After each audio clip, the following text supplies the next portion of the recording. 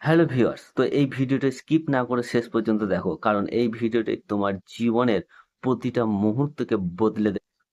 এক পুত্র তার বৃদ্ধ পিতাকে নিয়ে একটি 5 স্টার হোটেলে খেতে গেল। সেই বৃদ্ধ পিতা তার কাঁপন্ত হাতে খেতে গিয়ে খাবার তার জামার মধ্যে পড়ে গেল। তখন পাশের সবাই দেখে একটু হাসাহাসি করতে লাগলো। তখন সেই পুত্র তার নিজের হাতে বাবাকে ভাত খাওয়ালো, আইসক্রিম খাওয়ালো, আরো অনেক কিছু খাওয়ালো। খাওয়ানোর পর ওয়াশরুমে নিয়ে গিয়ে বাবার জামা পরিষ্কার করে দিল, মুখ মুছিয়ে দিল। তারপর ওয়াশরুম থেকে বেরিয়ে এসে খাবারের বিল মেটালো, ওয়েটারকে টিপস দিল।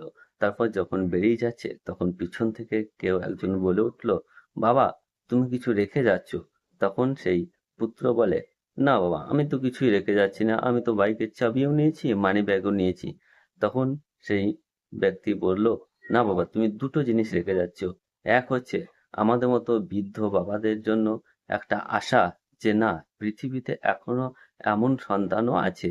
আর দ্বিতীয় হচ্ছে ইয়াং জেনারেশনের ছেলেদের জন্য একটা উপদেশ, যে তারা যেন তাদের বাবার সাথে এই রকমই ব্যবহার করে, ভালো আচরণ করে।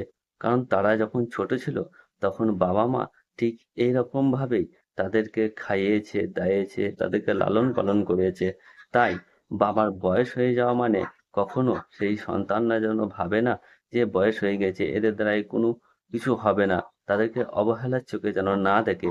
কারণ তারা যখন ছোট ছিল তখন এই বাবা মা তাদেরকে খুব কষ্ট করে লালন পালন করেছে, তাদের সবটুকু দিয়ে সেই সন্তানকে বড় করে তুলেছে, তাদেরকে ভালো মন্দ চিনতে শিখিয়েছে, বলতে শিখিয়েছে, চলতে শিখিয়ে।